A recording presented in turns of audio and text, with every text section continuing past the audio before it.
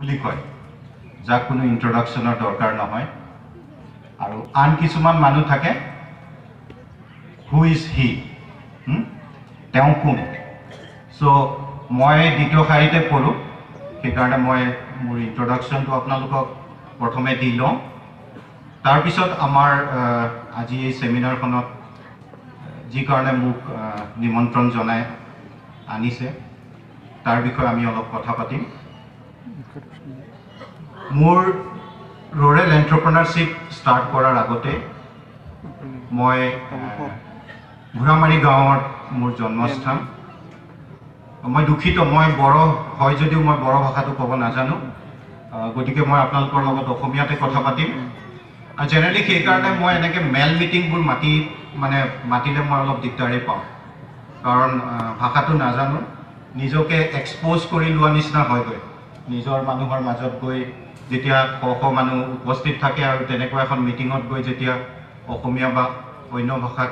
ভাষণটো দাঙি ধৰিবলগীয়া হয়, ক'ৰবাত নহয় ক'ৰবাত নিজকে অলপ বেয়াও লাগে। তথাপিও আজি মই এই সভাত উপস্থিত হোৱাৰ মেইন কাৰণ হ'ল গোমছাৰে মোক যোৱা বছৰো কৈছিলে, মই বিশেষ কাৰণত আহিব নোৱাৰিলোঁ। আৰু এইবাৰো সি প্ৰায় 1-1.5 মাহমান আগৰ পৰাই লাগি আছিল যে ছাৰ আপুনি আহিবই লাগিব। মই 2-3খনমান এনেকুৱা মিটিং মই মাৰিছোঁ। যোৱা বছৰ গল্ডেন জুবলি চেলিব্ৰেশ্যন আছিল চিলাপথাৰত, ডিষ্ট্ৰিক্ট প্ৰেচিডেণ্ট আফচুৰ খুব জোৰ কৰি মোক মাতিলে যে আপুনি আহিবই লাগিব ছাৰ, আপুনি আহিলে খুব ভাল লাগিব, আমাৰ ৰাইজ উপকৃত হ'ব, আপোনাৰ এক্সপিৰিয়েঞ্চখিনি শ্বেয়াৰ কৰিব। কিন্তু তাত গৈ যেতিয়া পালোঁগৈ, মই ৰাতিপুৱা 5টা বজাতে ঘোঁৰামাৰীৰ পৰা উঠি গাড়ী এখন লৈ গৈছিলোঁ, চিলাপথাৰ প্ৰায় 10টামান বজাত গৈ পালোঁ। এনেকুৱা ডাঙৰ পেণ্ডেল বনাই থৈছে, সৰু সৰু ক্লাছ 5-6ৰ ল'ৰা ছোৱালী কিছুমান বহি আছে, মিটিং শুনা মানুহ তেনেকৈ নাই। প্ৰায় 12-1 মান বজালৈকে ৰৈ থাকি তাৰপিছত মিটিং ষ্টাৰ্ট হ'ল। কি শুনিলে কি বুজি পালে মই নাজানো, কিন্তু এজ এন এণ্টাৰপ্ৰেনাৰ মোৰ কাৰণে সময়টো বহুত মূল্যৱান। মই আজি মোক বাহিৰত ইনভিটেশ্যন দিয়ে এটা দিনৰ লেকচাৰ মাৰিবলৈ মোক 25,000 পৰা 50,000 টকালৈকে দিয়ে, অকল মোৰ এক্সপিৰিয়েঞ্চ শ্বেয়াৰ কৰিবলৈ আৰু মোৰ নলেজ শ্বেয়াৰ কৰিবলৈ। চ' টাইম আমাৰ কাৰণে সিমানেই ভেলুৱেবল। চ' আমাৰ মানুহৰ যিখিনি মোৰ এক্সপিৰিয়েঞ্চ খুব ভাল নহয় কাৰণে মই এভইড কৰোঁ। কিন্তু এইবাৰ আজি এই সভাখনত গোমছাৰে মোক খুব জোৰ কৰি ক'লে যে নাই ছাৰ আহিব, আমি অলপ বেলেগ ধৰণে পাতিব বিচাৰিছোঁ, আপুনি আহিলে ভাল লাগিব। ভাল লাগিছে, প্ৰায়খিনি মানুহ গোট খাইছে, ডেকা ল'ৰা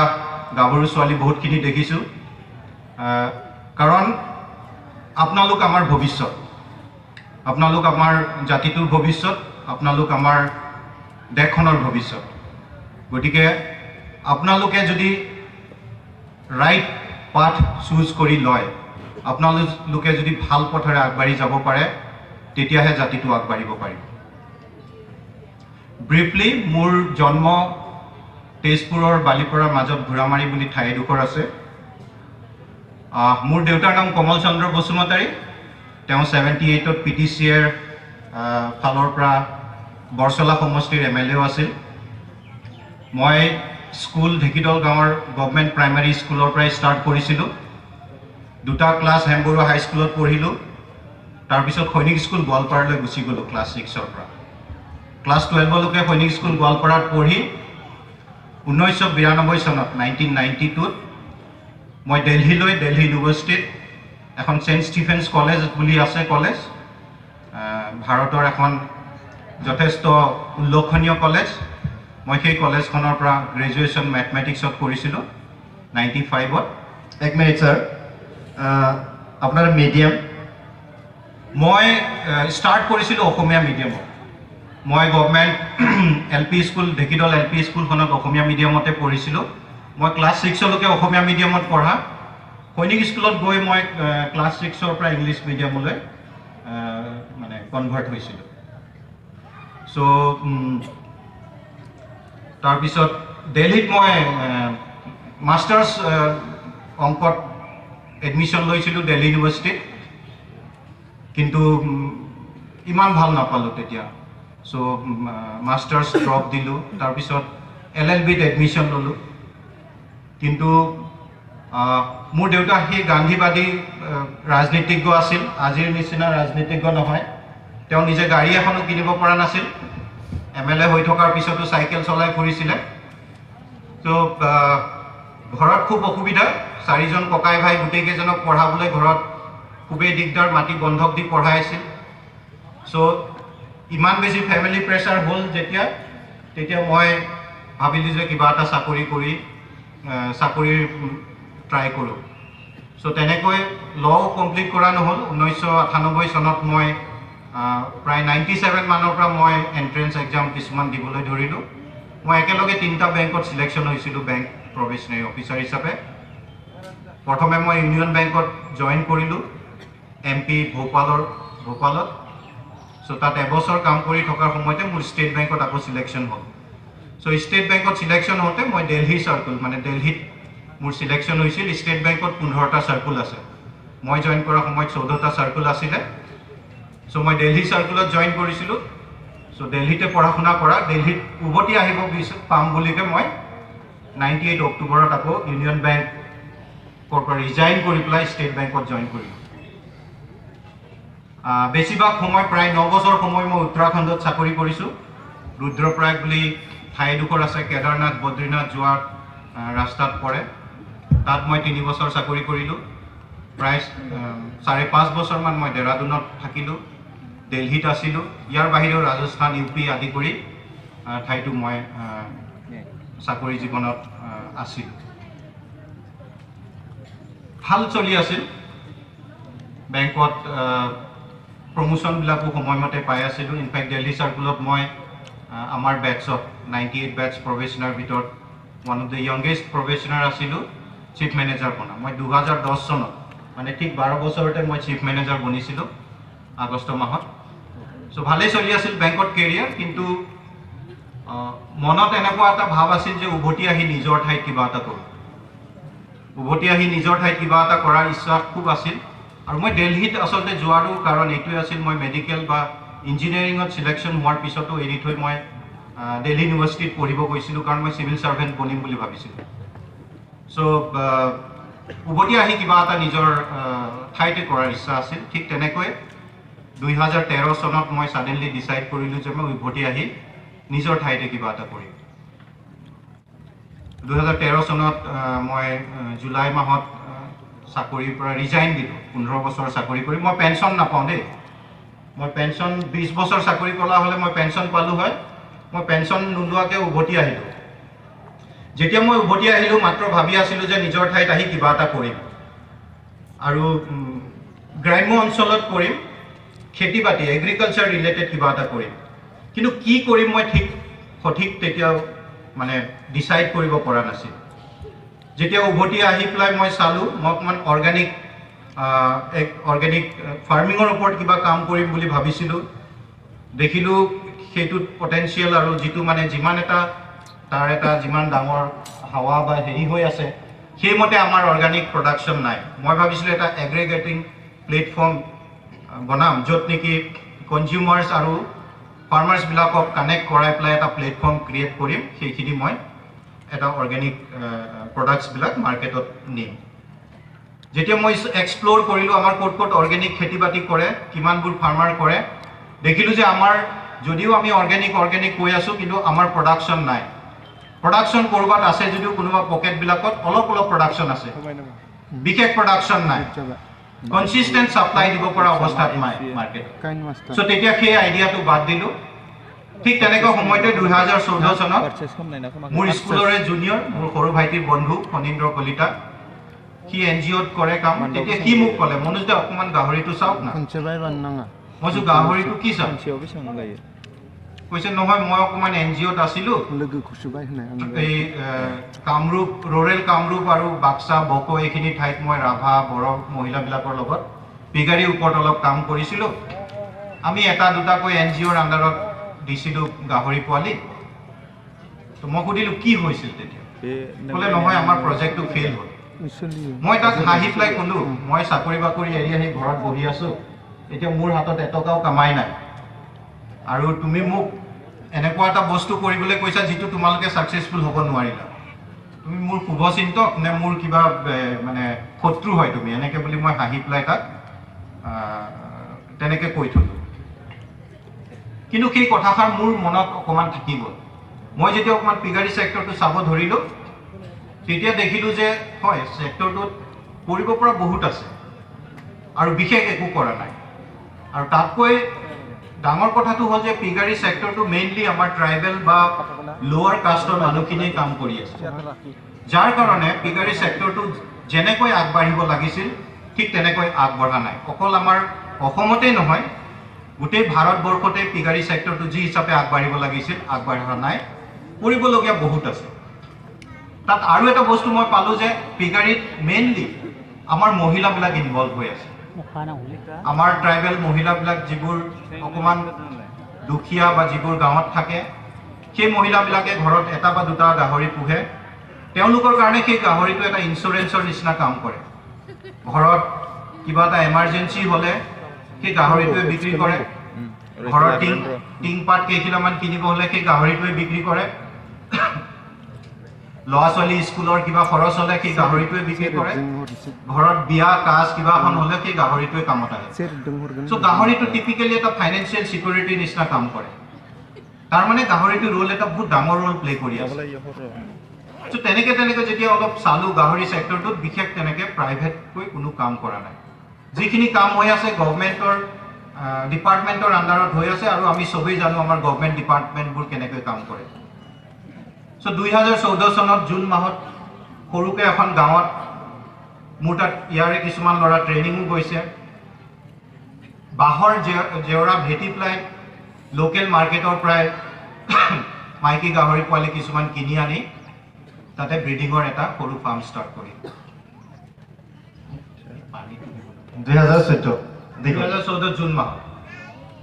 মই ইউজ কৰা পানীটো ঠিক এইখিনিতে ছাৰক এটা কথা সুধি থ'ব বিচাৰিছোঁ যে দিল্লীত আপুনি চাকৰি কৰি থকা স্বত্তেও গাঁৱলৈ উভতি আহি বা নিজৰ অঞ্চলত উভতি আহি কিছু এটা কৰাৰ যিটো মনোভাৱ, এইটো কেনেকৈ জন্ম হ'ল আপোনাৰ তাত? যিহেতু আপুনি এটা হাই অফিচাৰ, হাই ৰেংকৰ অফিচাৰ এজন, তথাপিও যে আপুনি চাকৰি বাদ দি গাঁৱতে আহি কিবা এটা কৰাৰ যিটো থিংকিং, এইটো কেনেকৈ উপজিলে? বা অকণমানটো চাগৈ মোৰ যিটো চাইল্ডহুড আছিলে, দেউতা যেতিয়া দেখিছিলোঁ, দেউতা ৰাজনীতিত আছিলে, খুব পলিটিকেল ফেমিলি এটাৰ পৰা মই মানে বিলং কৰোঁ। যেতিয়া আমি সৰু থাকোঁতে ঘৰত মানে উদয়াচল মুভমেণ্ট আছিলে তেতিয়া, আৰু আমাৰ তেতিয়া প্ৰায় চাৰিদুৱাৰ অঞ্চলৰ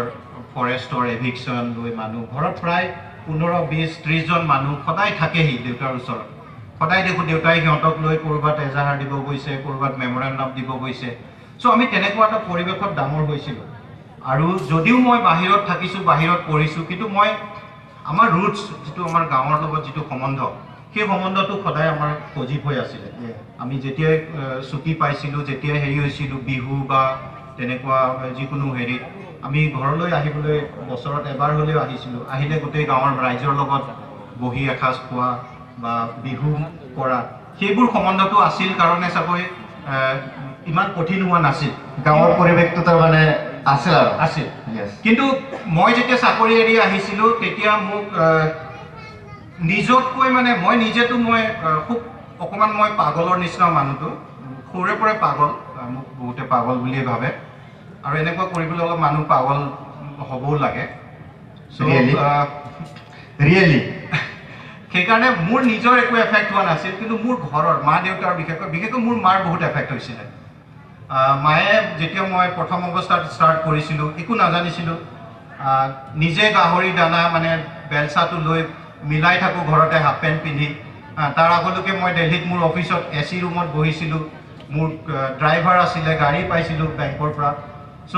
তেনেকুৱা এটা পৰিৱেশৰ পৰা যেতিয়া গাহৰি দানা নিজে মই ঘৰত মিলাই থাকিছিলোঁ,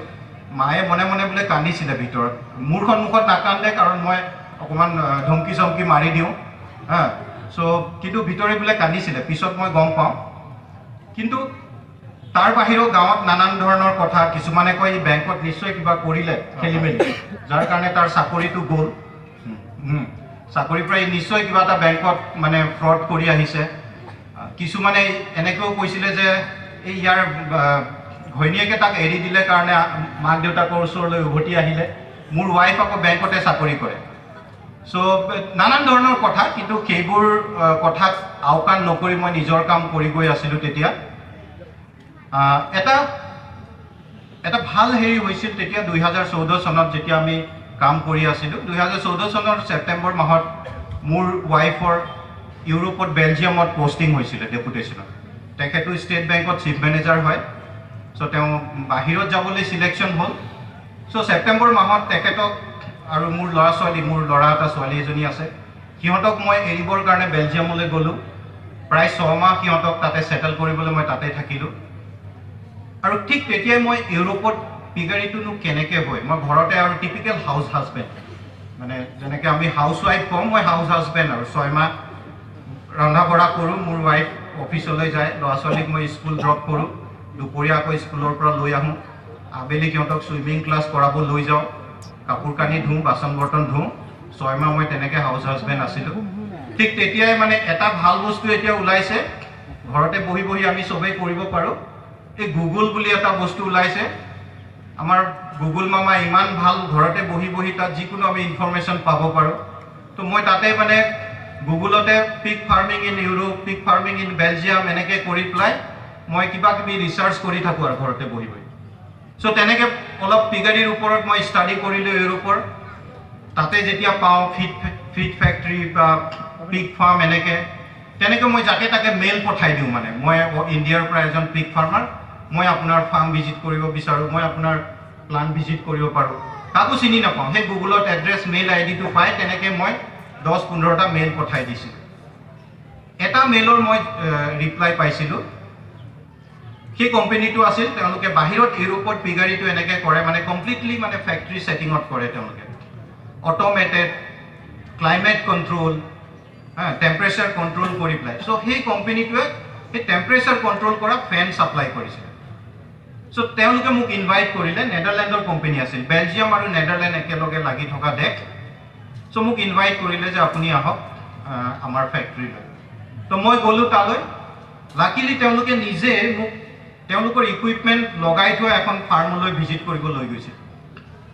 1000জনী মাইকী গাহৰি থকা এটা farm 1000 breeding animals at one place আৰু কমপ্লিটলি অট'মেটেড মানে দানা দিয়া অট'মেটেড তাত মাত্ৰ 5জন মানুহে কাম কৰে যেতিয়া মই সিহঁতৰ লগত ইণ্টাৰেকশ্যন কৰিছিলোঁ বছৰে সিহঁতে 35,000 পোৱালি প্ৰডাকশ্যন কৰে 1000 মাইকী গাহৰি আছে ছিষ্টেমবিলাক অলপ বুজিবলৈ চেষ্টা কৰিছিলোঁ চ' সেই মোমেণ্টটো মোৰ কাৰণে এটা আই অ'পেনাৰ আছিলে মানে যে গাহৰিটো যে এনেকৈ কৰিব পাৰি মই যেতিয়া সেই ফাৰ্মখনত ভিজিট কৰিছিলোঁ তেতিয়া মই ৰিয়েলাইজ কৰিছিলোঁ যে আমি ক'ত আছোঁ আৰু গাহৰিটো ক'ত যাবগৈ পাৰে তো তাৰপিছত এটা এনেকৈ বহুতবিলাক মই তাতে পিগাৰী ছেক্টৰৰ নানান ধৰণৰ মানুহৰ লগত এটা ইউৰোপৰ মোৰ এটা ভাল সম্বন্ধ গঢ়ি উঠিছিলে কাৰণ মই প্ৰায় 6 মাহৰ মূৰে মূৰে ফেমিলিৰ ওচৰলৈ যাওঁ আধা সময় ফেমিলি দিওঁ আধা সময় মই গাহৰি ফাৰ্ম বা গাহৰি ফাৰ্মৰ ৰিলেটেড ঠাইবোৰত ঘূৰি ফুৰোঁ চ' এনেকৈ বহুতখিনি শিকিব পাৰিছিলোঁ আৰু তাত যিবোৰ শিকিছিলোঁ সেইবোৰক আকৌ উভতি আহি আমাৰ ইয়াৰ যিখিনি কনষ্ট্ৰেইন আমাৰ যিখিনি মানে চেলেঞ্জেছ আছে তাৰ মাজতে তাৰ বেষ্ট প্ৰেক্টিচেছখিনি আনি পেলাই ইয়াত আমি কাৰ্যক্ৰম কৰিবলৈ ট্ৰাই কৰিছিলোঁ প্ৰথম অৱস্থাত যথেষ্ট ষ্ট্ৰাগল কৰিলোঁ বস্তুবোৰ নাজানিছিলোঁ বিশেষকৈ মই একেবাৰে একো নাজানিছিলোঁ মোৰ কাৰণে মানে এটা কমপ্লিটলি ক্লিন স্লেট এখনত লিখিব ষ্টাৰ্ট কৰাৰ নিচিনাকৈ পিগাৰীটো ষ্টাৰ্ট কৰা মই খাইছিলোঁ তাৰ বাহিৰে আৰু একো নাজানো প্ৰথমবাৰ যেতিয়া পোৱালি কিনিব গৈছোঁ প্ৰথমবাৰৰ কাৰণে গাহৰি চাগৈ চুই পাইছোঁ মই জীৱনত চ' তেনেকুৱা এটা অৱস্থাৰ পৰা নিজকে এই কেনেকৈ কৰে সেই বস্তুটো শিকিবলৈ অলপ সময় লাগিলে ইভেন 2015 চনত যিখিনি নিজৰ ছেভিং আছিলে বা মোৰ পাৰ্টনাৰ খনীন্দ্ৰৰ যিখিনি পইচা আছিলে আমি গোটেই পইচা গাহৰিক মানে খুৱাই থাকোঁতে আমি দানাটো মানে কমপ্লিটলি ড্ৰাই ফিডত মাকৈ চয়া মিলছ ৰাইচ পলিচ এনেকৈ মিক্স কৰি পেলাই দানাটো বনাওঁ গতিকে আমি পেলনীয়া একো বস্তু খুৱাই পেলাই গাহৰিখিনি নকৰোঁ সেইকাৰণে আমাৰ দানাত বহুত পইচা খৰচ হ'ল যিমানখিনি পইচা আছিল প্ৰায়বোৰ মানে পইচা গাহৰিক খুৱাই থাকোঁতেই গ'ল কিন্তু ৰিজাল্ট সিমানভাৱে আমি পোৱা নাছিলোঁ চ' আমি তেতিয়া ভাবিলোঁ যে আমি এটা বেংক লোন কাৰণে ট্ৰাই কৰোঁ মই 15 বছৰ বেংকত চাকৰি কৰি আহিছোঁ মোৰ ৱাইফ বেংকত চাকৰি কৰি থাকে তেনেকুৱা সময়ত কিন্তু 2015 চনত মই কোনো এটা বেংকক কনভিন্স কৰিব পৰা নাছিলোঁ যে মোক 10 লাখ টকাৰ এটা লোন দিয়ক মই পিগাৰী কমাৰ্চিয়েল পিগাৰী কৰিব বিচাৰোঁ এইটো আমাৰ মানে ৰিয়েলিটি যিটো হয় আজি মোক বেংকে মোক কোটি কোটি টকা দিবলৈ বিচাৰে আজি মোক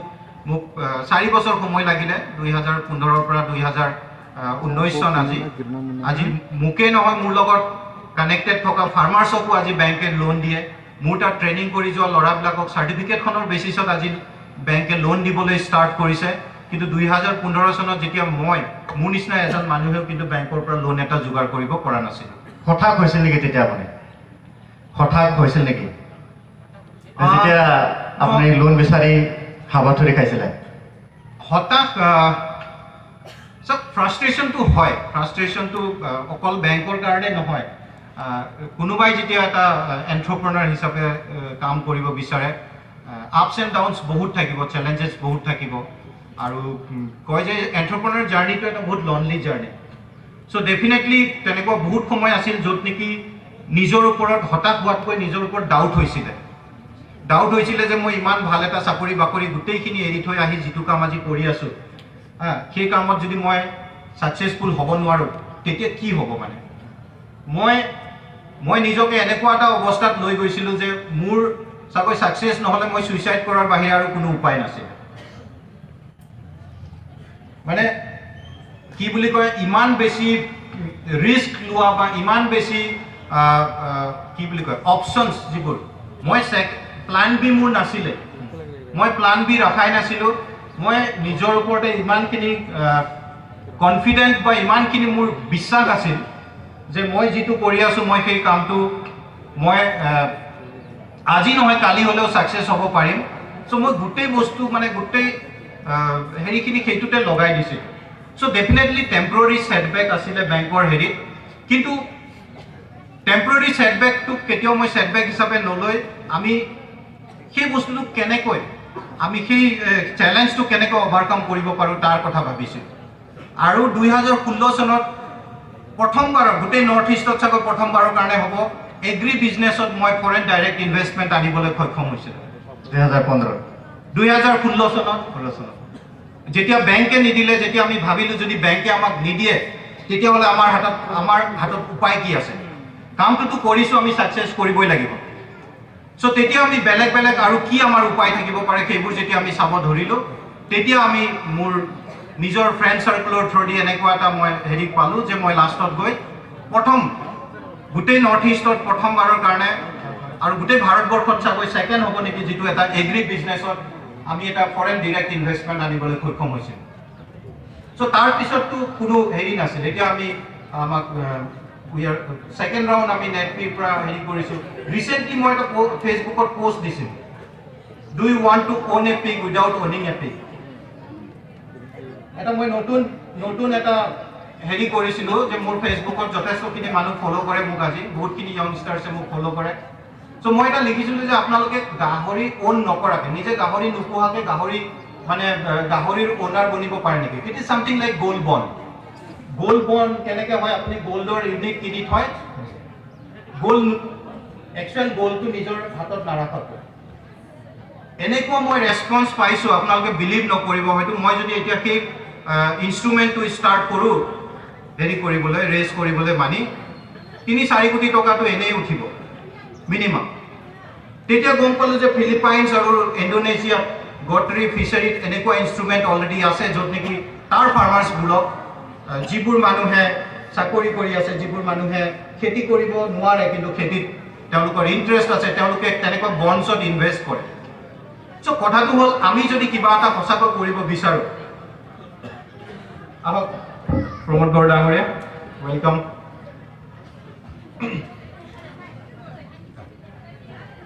চ' তো আমাৰ ওচৰত আপচুল সভাপতি প্ৰমোদ বড়ো ডাঙৰীয়া আহি পাইছে।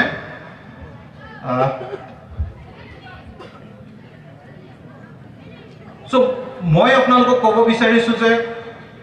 আমি যদি কিবা এটা সঁচাকৈ কৰিম বুলি ভাবি লওঁ, মই ভাবোঁ আমাক কোনো ৰাখিব নোৱাৰে। খালি আমি নিজকে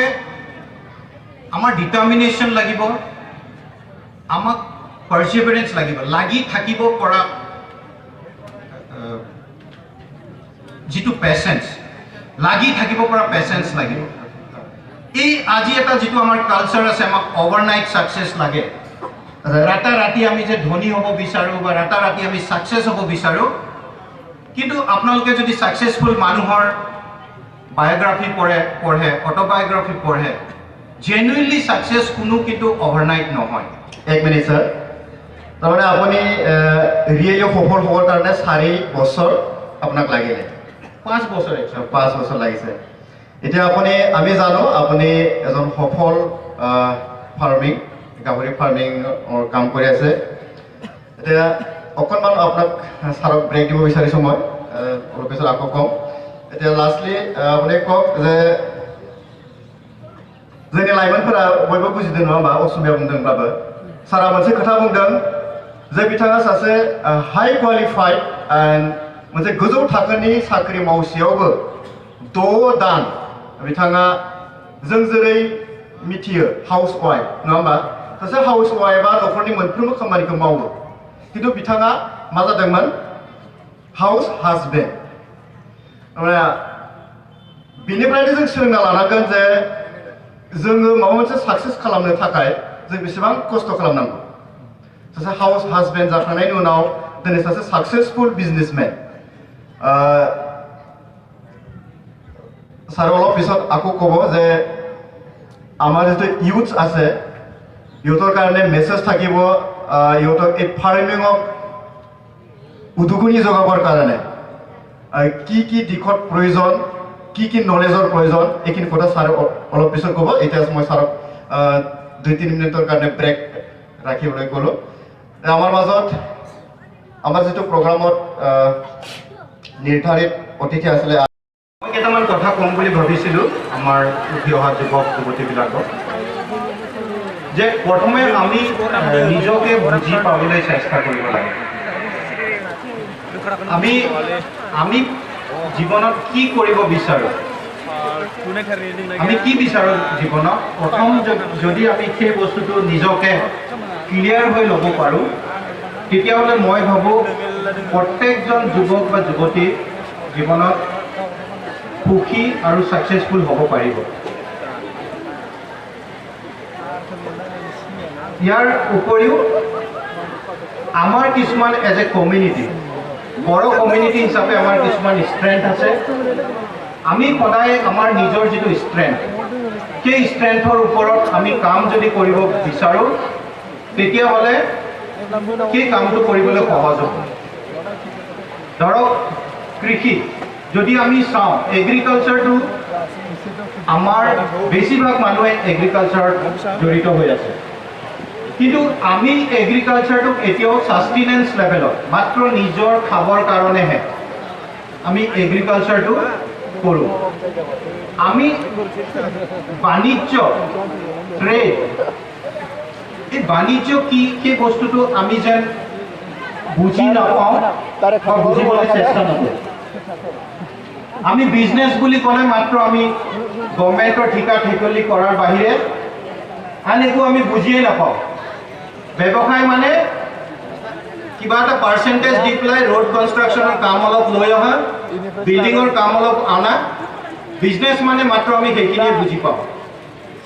কিন্তু বিজনেছ অকল সেইটো নহয়। আজি আপোনালোকে পৃথিৱীত যিকোনো দেশৰ চাই লওক, আপুনি পৃথিৱীত যিকোনো কমিউনিটিকে চাই লওক, যদি প্ৰগ্ৰেছ কৰিছে তেওঁলোকে প্ৰগ্ৰেছ কৰিছে কাৰণ তেওঁলোকে ট্ৰেড কৰিছে, ট্ৰেডিং কৰিছে। আজি ব্ৰিটিছ ইষ্ট ইণ্ডিয়া কোম্পানী যেতিয়া ইণ্ডিয়ালৈ আহিছিল, তাৰ আগতে royal east India company, Dutch royal east India company আছিল, যিটো কোম্পানীয়ে প্ৰথম কোম্পানীৰ ওপৰত ফৰ্ম হৈছিলে পৃথিৱীত। চ' এইবোৰ কাণ্ট্ৰি কিয় ইমান আগবাঢ়ি গৈছে কাৰণ তেওঁলোকে বাণিজ্যটো তেওঁলোকে বুজি পাইছে বাণিজ্যটো তেওঁলোকে কৰিছে মই ভাবোঁ আমাৰ বড়ো কমিউনিটিৰ এটা অতি মানে আমাৰ এটা ডাঙৰ উইকনেছ আমি এতিয়াও সেই কমাৰ্চটো বুজিবলৈ চেষ্টা নকৰোঁ আমি এই চাকৰিমুখী অকল চাকৰিৰ কাৰণে পঢ়া শুনা কৰি যিকোনো এটা চাকৰি পালেই লাইফটো হৈ গ'ল ছাকচেছ হৈ গ'ল বুলি ভবাটো এই মাইণ্ডছেটটোৰ পৰা আমি ওলাই আহিব লাগিব চ' ৰুৰেল এণ্টাৰপ্ৰনাৰৰ ছাকচেছৰ যদি মই ভাবোঁ মই এটা মডেল ক্ৰিয়েট কৰিব বিচাৰিছিলোঁ আজি মই মডেল এটা ক্ৰিয়েট কৰিবলৈ সক্ষম হৈছোঁ বুলি ভাবোঁ মোৰ ওচৰত আজি 15জন মানুহে চাকৰি কৰে লেবাৰ নহয় চাকৰি তেওঁলোকক মই মান্থলি দৰমহা দিওঁ তেওঁলোকক মই ECSICৰ হেল্থ কেয়াৰৰ ছাবস্ক্ৰিপশ্যন কৰি দিছোঁ অহা বছৰৰ পৰা EPF দিম তেওঁলোকক তাৰ বাহিৰেও যেতিয়া কোম্পানীটো ডাঙৰ হ'ব সেই কোম্পানীটো যেনেকৈ ইনফোচিছে ড্ৰাইভাৰ এটাকো মিলিয়নাৰ বনাইছিলে ঠিক তেনেকৈ মোৰ কোম্পানীত কাম কৰা ল'ৰাকেইটাও মই বিচাৰোঁ যে এই কোম্পানীটো যেতিয়া ডাঙৰ হ'ব তেতিয়া সেই কোম্পানীটোৰ অংশীদাৰ হ'ব পাৰে সিদিনা মোক কোনোবাই কৈ আছিল দিল্লীৰ পৰা যে যিদিনাৰ পৰা আপোনাক লগ পাইছোঁ I believe what you are doing আৰু আপুনি যিটো এৰিয়াত কাম কৰি আছে সেইটো বহুত ডাঙৰ ছেক্টৰ এটা ভেঞ্চাৰ কেপিটেলিষ্ট এজনে কৈ আছিলে so' Manoj you think about making your company a $1 billion company $1 billion company মানে 1000 কোটি টকাৰ কোম্পানী সপোন দেখিব লাগিব সপোন দেখাত কোনো আপোনাক ৰাখিব নোৱাৰে চ' আমি তেনেকুৱা সপোন দেখিছোঁ এতিয়া আমি তেনেকুৱা কাম কৰিবলৈ আগবাঢ়ি গৈ আছোঁ মই বিচাৰোঁ যে নৰ্থ ইষ্টৰ চবতকৈ ডাঙৰ কোম্পানীটো মোৰ হওক 5 বছৰ লাগিব পাৰে 10 বছৰ লাগিব পাৰে কিন্তু আমি এনেকুৱা এটা ইনষ্টিটিউশ্যন কৰিব বিচাৰোঁ যিটোৱে এটা মডেল হিচাপে থিয় হ'ব এখন গাঁৱত ৰেজিষ্টাৰ কৰা কোম্পানী এটাও পৃথিৱীত ক'ত পাবগৈ পাৰে সেই বস্তুটো আমি প্ৰুভ কৰিব বিচাৰোঁ আৰু মই ভাবোঁ অকল ফিগাৰী নহয় যিকোনো ক্ষেত্ৰতে তেনেকৈ কাম কৰিব পৰা এতিয়াও বহুতখিনি অপৰচুনিটিজ আছে আমাৰ যুৱকবোৰ অকণমান আউট অফ বক্স থিংকিং যিটো কয় যিটো অকণমান বেলেগভাৱে চিন্তাধাৰা কৰাৰ সময় আহি পৰিছে আৰু কৰিব লাগিব এই চাকৰিমুখী 3rd গ্ৰেড 4th গ্ৰেড চাকৰি কৰি গোটেই জীৱনটো কটোৱাতকৈ ইণ্ডিপেণ্ডেণ্ট হৈ নিজে কিবা এটা কৰি যদি নিজৰ লগতে আৰু দুজনকো এমপ্লয়মেণ্ট কৰি জব ক্ৰিয়েট কৰিব পৰা পাৰে মইতো ভাবোঁ সেইটো তাতকৈ বহুত ডাঙৰ কথা মই দুটামান এৰিয়াত খুব ব্ৰিফলি মই জানো আমাৰ আফাদগিৰিও আহি পাইছে তেখেতৰ গুৱাহাটীত মিটিং এখনো আছে চ' তেওঁ অ'পেন ছেশ্যনত আহিবলগীয়া আছিল কিন্তু তেওঁ আগতীয়াকৈ আহিছে কাৰণ তেওঁলোকেও আপোনালোকৰ নিমন্ত্ৰণ ৰক্ষা কৰি আপোনালোকৰ লগত কথা পাতিব বিচাৰে চ' মই বেছি খুব দীঘলীয়া নকৰোঁ যিসকলে ফিগাৰীত কাম কৰিব বিচাৰে আমাক কণ্টেক্ট কৰিব পাৰে আমাৰ এটা ট্ৰেইনিং ইনষ্টিটিউট আছে মই নিজে ট্ৰেইনিং দিওঁ গমছাৰ আৰু তেনেকৈ বহুতকেইজন ল'ৰা মোৰ তাত ট্ৰেইনিং কৰি আহিছে এতিয়া মোৰ ট্ৰেইনিঙৰ ইমান বেছি ডিমাণ্ড যে মোক নাগালেণ্ড মণিপুৰ এনেকুৱা ঠাইলৈ মোক ট্ৰেইনিঙৰ কাৰণে মাতে সেইটো ফিগাৰীৰ ক্ষেত্ৰত আছে তাৰ বাহিৰেও কাৰোবাৰ যদি কিবা আইডিয়া আছে আমাক মেণ্টৰ হিচাপে তেওঁলোকে যদি মোৰ লগত সময় ল'ব লাগিব মই ব্যস্ত থাকোঁ সময় লৈ পেলাই মোৰ লগত লগ ধৰি যে দাদা ছাৰ মোৰ এইটো এটা আইডিয়া আছে এই আইডিয়াটো মই কেনেকৈ আগবাঢ়িব পাৰোঁ মোৰ লগত ফোনত কথা পাতক দৰকাৰ হ'লে তেজপুৰলৈ আহি মোক মোৰ ফাৰ্ম অফিচত লগ ধৰক বা মই মাজে সময়ে গুৱাহাটীত থাকোঁ গুৱাহাটীত আহি লগ ধৰক যিমানখিনি পাৰোঁ মই মোৰ এক্সপিৰিয়েঞ্চ আৰু মোৰ উইজডমৰ পৰা মই গাইড কৰিবলৈ ট্ৰাই কৰিম এই আহি থাকোঁতে মই ক'ৰবাত লিখা দেখিলোঁ যে অৰ্থনৈতিক স্বাধীনতা VPI voters party of India নহয় জানো VPIটো মই পলিটিকেল মানুহ নহয় কিন্তু মই ক'ব পাৰোঁ মই তেনেকৈ মুখ ফাট কৰি কথা কওঁ যিকোনো পাৰ্টিক যি দেখোঁ মই কৈ দিওঁ য'ত বেয়া দেখোঁ অৰ্থনৈতিক স্বাধীনতা কোনো পলিটিকেল পাৰ্টি আপোনালোকক আনি দিব নোৱাৰে মই সেইকাৰণে কথাটো মই আহি থাকোঁতেই ৰাস্তাতে দেখি আহিছিলোঁ 1-2 কিলোমিটাৰ আগত অৰ্থনৈতিক স্বাধীনতা কোনো পলিটিক্যাল পাৰ্টি আপোনালোকক আনি দিব নোৱাৰে অৰ্থনৈতিক স্বাধীনতা আমি প্ৰত্যেকজন ব্যক্তিয়ে নিজৰ অৰ্থনৈতিক স্বাধীনতা নিজে কৰি ল'ব লাগিব মনত এই কথাষাৰ ভালকে বুজি লওক আৰু ভালকে হেৰি কৰক পলিটিক্যাল সিস্টেম এটাই আপোনালোকক এটা ইকোসিস্টেম দিব পাৰে এটা আপোনালোকক পৰিৱেশ দিব পাৰে কিন্তু সেই পৰিৱেশটো কেনেকৈ ব্যৱহাৰ কৰি নিজে আগবাঢ়ি যাব লাগিব সেই কামখিনি আপুনি নিজেই কৰিব লাগিব কষ্ট কৰিবলৈ কঁকালত গামোচা বান্ধি ল'বলৈ শিকক মই যদি এটা চিফ মেনেজাৰ ষ্টেট বেংকৰ গাহৰিৰ ইনজেকশ্যন দিবলৈ পাৰোঁ মই যদি গাহৰি ধৰিব পাৰোঁ আপোনালোকে কিয় নোৱাৰে কাম কৰিবলৈ ডিগনিটি অফ লেবাৰটো শিকক আমাৰ মহিলাবিলাকে মাকবিলাকে গাহৰি পুহি থাকে শিক্ষিত ল'ৰা এটাই এটা মেডিচিন আনি পেলাই নিদিয়ে মাকক যদি গাহৰিটোৰ বেমাৰ হয় কিন্তু যদি বাইক এখন কিনিবলগীয়া হয় মোবাইল এটা কিনিব লগা হয় সেই গাহৰিটোকে মাকক ফ'ৰ্চ কৰি বিক্ৰী কৰাই পেলাই পইচাকেইটা লৈ সেইটো কিনাব কিন্তু সেই ল'ৰাজনে সেই গাহৰিটোৰ যদি জ্বৰ হয় কিবা হয় ভেটেনেৰিয়ানজনক মাতি আনিবগৈ লাগে ঔষধ দুটা আনি দিবগৈ লাগে নকৰে মই 2014 চনত তেজপুৰ চেণ্ট্ৰেল ইউনিভাৰ্চিটিত ডনাৰ ছেক্ৰেটাৰীৰ সন্মুখত কৈছিলোঁ I want to make piggery a fashionable activity. এতিয়া লাহেকে হৈছেগৈ যেন লাগিছে এতিয়া গাহৰি পুহিবলৈ MBA কৰা ল'ৰাও আগবাঢ়ি আহিছে ইঞ্জিনিয়াৰিং পাছ কৰা ল'ৰাও আগবাঢ়ি আহিছে সফটৱেৰ কোম্পানীত চাকৰি কৰি ফৰেনত প্ৰজেক্ট কৰা ল'ৰাও কিন্তু এতিয়া পিগাৰী ফাৰ্ম ষ্টাৰ্ট কৰিছে কিন্তু দুখৰ বিষয় পিগাৰী সেক্টৰটো যিটো এতিয়ালৈকে ট্ৰাইবেল মানুহৰ হাতত আছিল বেছি সময় নাই সেই সেক্টৰটো আমাৰ হাতৰ পৰা ওলাই যাবলৈ গৈ আছে মাৰ্ক মাই ৱৰ্ড আৰু 3-4 বছৰৰ পিছত পিগাৰী সেক্টৰটো কমপ্লিটলি বেলেগ মানুহৰ নন ট্ৰাইবেলৰ হাতত থাকিব মোৰ ওচৰত ফোন আহে ছত্তীশগড়ৰ পৰা কিতনা ফোন কৰিছে যে আপোনাৰ পৰা পিগলেট কিনিব পাৰিম নেকি মই কৈছো আপুনি তেজপুৰৰ পৰা ছত্তীশগড়লৈ কেনেকৈ পিগলেট লৈ যাব কৈছে নহয় মই মাটি চাই আছো অসমত ফাৰ্ম খুলি এজনৰ পাঞ্জাবৰ পৰা ফোন আহিছে কি বোলে ত্ৰিপুৰাত গৈ ফাৰ্ম খুলিব এতিয়া মানুহে বাহিৰৰ পাঞ্জাব ইউপি বিহাৰ ঝাৰখণ্ড ছত্তীশগড়ৰ মানুহে আমাৰ ইয়াত মাটি বিক্ৰী কৰি মাটি কিনিবলৈ বিচাৰি ফুৰিছে গাহৰি ফাৰ্ম খুলিবলৈ আপোনালোকৰে মাটি কিনিব এবিঘা আপোনালোকৰ ঠাইতে গাহৰি পুহি আপোনাক লেবাৰ বনাব চাই থাকক যদি আপোনালোকে এই সেক্টৰটো ভালকৈ নাচায় আপোনালোকে নুখুমায় তেতিয়াহ'লে এই সেক্টৰটো আপোনাৰ ভৰিৰ তলৰ পৰা বেলেগে টানি লৈ গুচি যাব গতিকে মোৰ ৰিকুৱেষ্ট যিখিনি ডেকা ল'ৰা এনেই আছে আপোনালোকে কোঅপাৰেটিভ বনাওক ফাৰ্মাৰ প্ৰডিউচাৰ গ্ৰুপ বনাওক কেনেকৈ বনাব লাগে আমাক সুধিব আমি বুজাই দিম এগ্ৰিকালচাৰ সেক্টৰটোত এতিয়া next decade would be for agriculture ভালকৈ মডাৰ্ণ সাইণ্টিফিক এগ্ৰিকালচাৰ কৰক আপোনালোকে মই যেতিয়া ৰোটাৰ পৰা ক্ৰছ কৰি আহোঁ এখন কিতাপ পঢ়িছিলোঁ Why the Nations Fail দেশবোৰ কিয় ফেইল হয় মই কিতাপখন আমাৰ আপাতগিৰিক গিফ্টটো দিছিলোঁ আপুনি পঢ়িব 400 বছৰৰ বুৰঞ্জী লিখা আছে তাত কেনেকৈ কিছুমান দেশ আগবাঢ়ি গৈছে কিয় কিছুমান দেশ পিছ পৰি গৈছে সেই কিতাপখনৰ বিগিনিং এটা তাত যিটো ষ্টাৰ্টিং কিতাপখনৰ ষ্টাৰ্টিঙত আছে নগালিছ বুলি চহৰ এখনৰ এক্সাম্পল আছে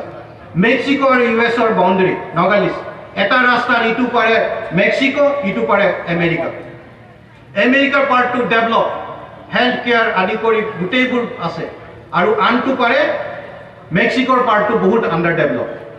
ৰোটাটো ক্ৰছ কৰি আহিলে তেনেকৈ লাগে ই ৰাস্তাৰ ইটো পাৰে চালে একদম চাব খেতি গোটেই খেতি হৈ থাকে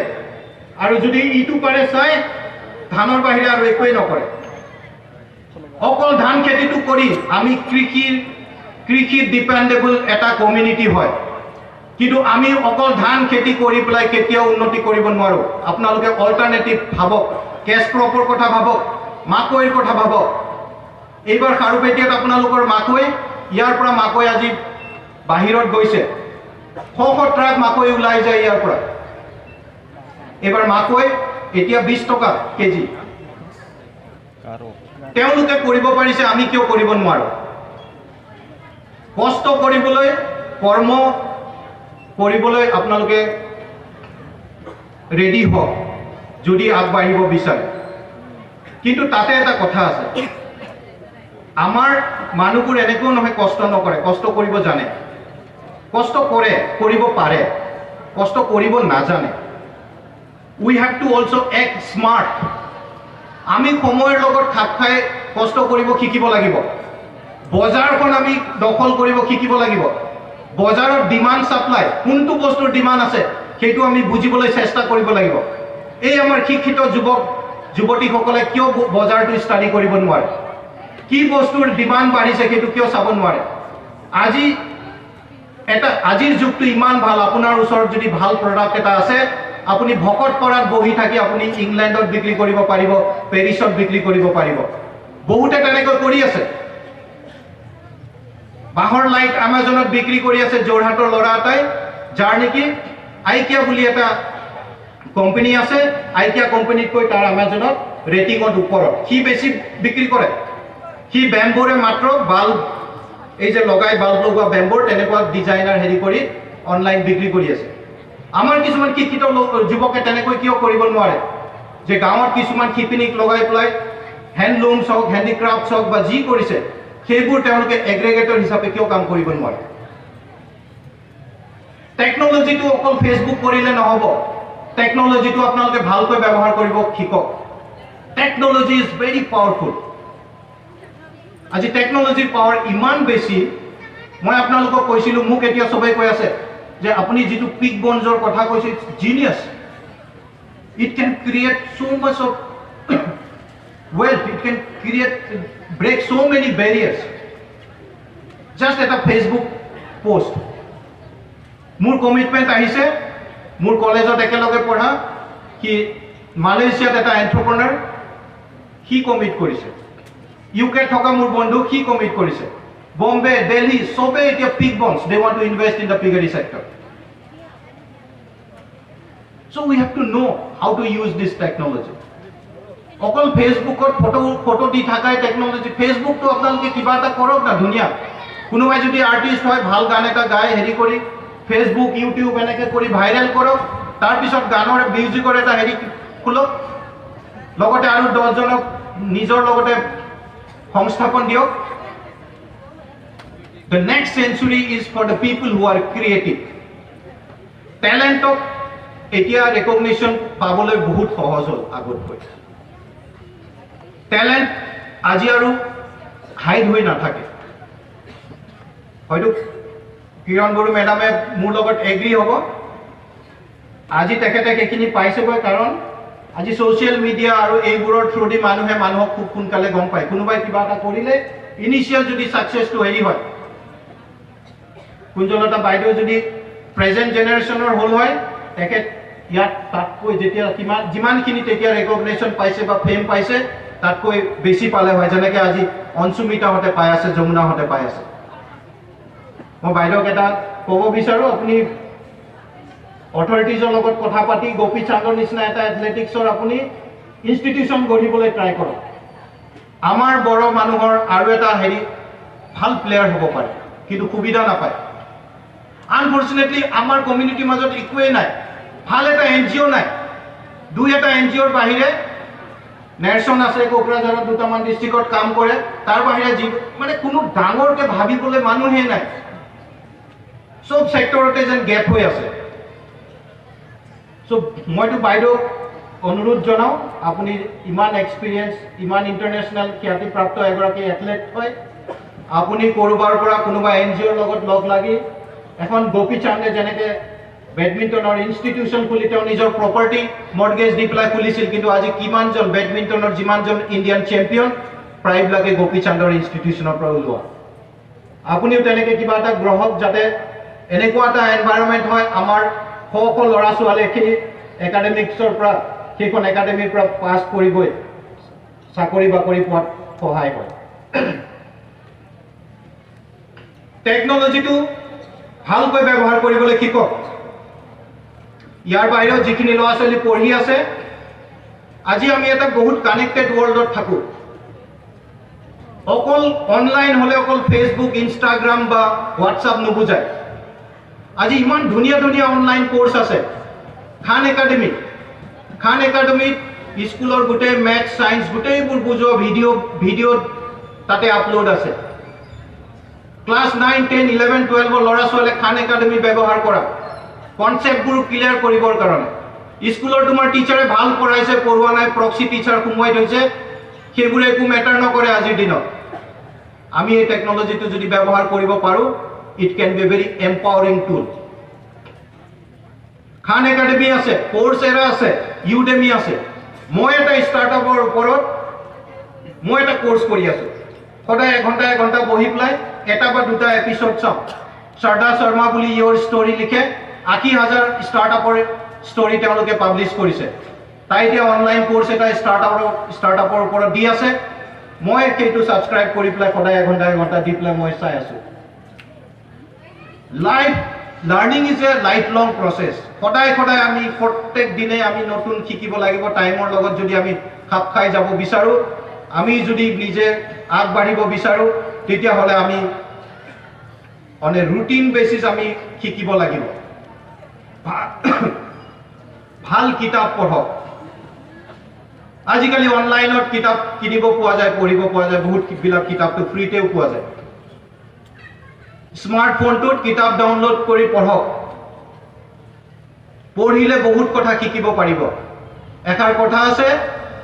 আপুনি এনেতো আমি এটা মাত্ৰ জীৱন জীয়াব পাৰো কিন্তু কিতাপ পঢ়ি আমি কেইবাটাও জীৱন জীয়াব পাৰো সো উঠি অহা ল'ৰা ছোৱালীখিনিক মোৰ সাজেশন আপোনালোকে পঢ়ক যিমান পঢ়িব কিমান নতুন কথা শিকিব পাৰিব ভ্ৰমণ কৰক ওলাই যাওক বাহিৰলৈ 2-4 জন গ্ৰুপ বনাই ওলাই যাওক অকল অসমতে সীমিত নহয় বাহিৰত যাওক বাহিৰৰ ৱৰ্ল্ডখন দেখক ট্ৰেভেলিং কৰিলেও বহুত কথা শিকিব পৰা যায় বেলেগ মানুহবোৰে কেনেকৈ কি কৰি আছে সেইবোৰ শিকিব পৰা যায় আৰু আমাৰ এটা ডাঙৰ আৰু এটা প্ৰব্লেম হৈছে এতিয়া কি আমাৰ শিক্ষিত মানুহখিনি গোটেইবোৰ গাঁও এৰি ওলাই গৈছে চাকৰি এটা কৰিলেও এতিয়া টাউনত থাকে ল'ৰা ছোৱালীক ইংলিছ মিডিয়ামত পঢ়াব লাগে কাৰণে সো আমাৰ এতিয়া কি হৈছে আমাৰ যিটো গ্ৰাছৰুট লিডাৰশ্বিপ গাঁৱৰ যিটো লিডাৰশ্বিপ সেইটোত এটা ভেকুম মডেলছে নাই আমি কাক কপি কৰিম গাঁৱত কাক চাই আমি ইনস্পায়াৰ হ'ম কাক চাই ভাবিম যে ময়ো তেনেকুৱা এটা কৰোঁ বা মই তেওঁতকৈ আৰু অলপ আগবাঢ়ি যাওঁ দুখৰ বিষয় যিসকল মানুহে আমাৰ চাকৰি বাকৰি কৰি ওলাই গৈছে তেওঁলোকে নিজৰ গাঁও পাহৰি যায় নিজৰ ৰুটছ পাহৰি যায় তেওঁলোকে মাত্ৰ চহৰ নগৰবোৰহে চিনি পায় যিয়ে নহওক যিবোৰে গৈছে যাওক আমি থকাবোৰেতো আমি ধৰি ৰাখিব লাগিব আমি যদি চেষ্টা কৰোঁ আমি ধৰি ৰাখিব পাৰিম পৃথিৱীত এনেকুৱা একো কাম নাই পৃথিৱীত এনেকুৱা একো বস্তু নাই যিটো আমি শিকিব বিচাৰিলে আমি শিকিব নোৱাৰোঁ সো মোৰ আহ্বান আজি এই যিখিনি ৰাইজ আজি এই সভাখনত উপস্থিত আছে মোৰ তেখেতসকলৰ ওপৰত অনুৰোধ আপোনালোকে চাওক আপোনালোকৰ ৰুৰেল ইকনমি আপোনালোকৰ ভিলেজ ইকনমিটো আপোনালোকে কেনেকৈ সবল কৰি তুলিব পাৰে আপোনালোকে কেনেকৈ এটা ভাল মডেল নিজৰ গাঁওখনত এটা ভাল মডেল গঢ়ি তুলিব পাৰে নিজৰ ঠাইটোত অঞ্চলটোত কেনেকৈ এটা পজিটিভ এনাৰ্জি গঢ়ি তুলিব পাৰে আজি আমাৰ ঠাইবোৰত ইমান নিগেটিভিটি হৈ পৰিছে ল'ৰা ছোৱালীবোৰ ইমান বেয়া বস্তুৰ মানে ওচৰ চাপিছে মাক দেউতাকৰ কাৰণে এটা বহুত ডাঙৰ চেলেঞ্জ হৈছে যিখিনি শিক্ষিত যুৱক যুৱতী যিখিনি কলেজত পঢ়া যুৱক যুৱতী আপোনালোকৰ নিজৰ ঠাইখনৰ প্ৰতি আপোনালোকৰ ৰেছপন্সিবিলিটি আছে তো আপোনালোকে একলগ হৈ নিজৰ গাঁওখন নিজৰ ঠাইখনক ঠিক কৰি ৰাখিবলৈ চেষ্টা কৰক কাৰণ আমি মানুহ হিচাপে আমি অকলে কোনো জীয়াই থাকিব নোৱাৰোঁ আমি সমাজ ব্যৱস্থাটোৰ লগত লগ লাগিহে জীয়াই থাকিব পাৰিম কওঁ বুলি ক'লে আৰু বহুত কথা ক'ব পাৰি বহুত কথা ওলাই গৈ থাকিব মই আৰু বেছি কথা নকওঁ মাত্ৰ এটা কথা মই কৈ যাম যিখিনি ইয়াতে ষ্টুডেণ্টছ আছে মই সেইখিনিৰ কাৰণে এই কথাটো কৈ যাওঁ Men are nothing but a collection of habits. আমি প্ৰত্যেকজন মানুহে আমাৰ হেবিটৰ কালেকশ্যনৰ it's a collection of our habit. সৰুৰে পৰা ভাল হেবিট গঢ়ি তুলিবৰ কাৰণে মাক দেউতাকে ল'ৰা ছোৱালীক গাইড কৰিব লাগে আৰু ল'ৰা ছোৱালীবোৰেও সদায় ভাল হেবিটটো গঢ়ি তুলিবৰ কাৰণে চেষ্টা কৰিব লাগে। কাৰণ যদি এটা বেয়া হেবিট এবাৰ ফৰ্ম হয় সেই হেবিটটো এৰি দিয়া দিগদাৰ, কাৰণ হেবিটটো আমাৰ ব্ৰেইনৰ লগত কানেকশ্যন থাকে। আজি মোৰ আৰু বহুত বক্তা আছে ক'বলৈ, কিন্তু আপোনালোকে হেবিটটোৰ ওপৰত চাব। 2 ঘণ্টা ৰাতিপুৱা উঠিয়ে পঢ়া, সময়মতে উঠা, টেবুলত বহি পঢ়া, সন্ধিয়া সময়মতে শুবলৈ যোৱা, এইবোৰ চব habit. So we need to look at our habit. বতৰ বেয়া হৈ আহিছে আৰু মই বেছি নকওঁ, ইমানখিনিকে মই মোৰ আজিৰ বক্তব্য সামৰণি মাৰিলোঁ। থেংক ইউ, ধন্যবাদ, গোজলটো।